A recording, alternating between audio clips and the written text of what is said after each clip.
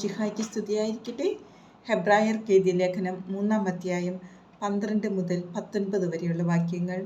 എൻ്റെ സഹോദരരെ, ജീവിക്കുന്ന ദൈവത്തിൽ നിന്ന് നിങ്ങളിൽ ആരും വിശ്വാസരഹിതമായ ദുഷ്ടഹൃദയം മൂലം അകന്നു പോകാതിരിക്കാൻ ശ്രദ്ധിക്കുവിൻ.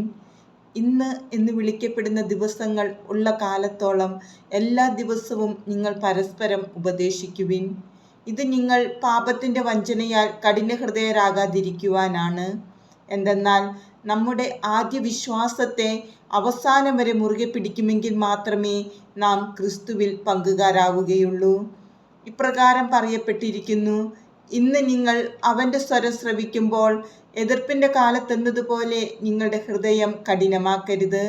ദൈവത്തിൻ്റെ സ്വരം ശ്രവിച്ചിട്ടും ചിലരെല്ലാം എതിർപ്പ് കാണിച്ചില്ലേ? മോശയുടെ നേതൃത്വത്തിൽ ഈജിപ്തിൽ നിന്ന് പുറത്തു വന്നവരല്ലേ അവർ? അവരുമായല്ലേ അവർ 40 വത്സരം മല്ലടിച്ചത്?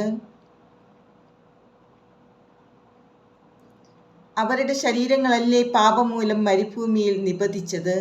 അനുസരണക്കേട് കാണിച്ചവരോടല്ലേ ഒരിക്കലും തൻ്റെ വിശ്രമത്തിലേക്ക് പ്രവേശിക്കുകയില്ലെന്ന് അവിടുന്ന് ആണയിട്ട് പറഞ്ഞത്? അങ്ങനെ അവിശ്വാസ നിമിത്തമാണ് അവർക്ക് പ്രവേശിക്കാൻ സാധിക്കാതെ വന്നതെന്ന് നാം കാണുന്നു.